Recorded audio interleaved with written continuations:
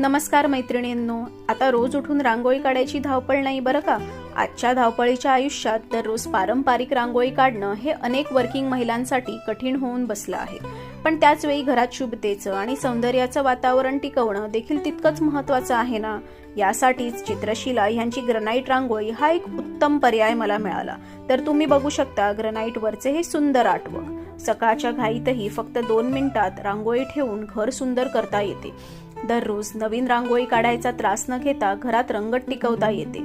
ऑफिसमधून आल्यावरही ती हटवून साफ करून परत ठेवता येते. छान रोज देवासमोर ठेवून हळदी कुंकू वाहून फुले वाहून ह्याची पूजा करू शकता. मला ना रोज देवासमोर रांगोळी काढायला खूप आवडते, पण वेळच मिळायचा नाही. पण आज मला पूजा करताना खूप प्रसन्न वाटले, कारण फारसा वेळ लागलाच नाही. घराचा दरवाजा म्हणजे आपल्या घराचं पहिलं दर्शन. मग तिथे असावी ना अशी रांगोळी जी नेहमीच टवटवीत, सुंदर आणि शुभ दिसेल.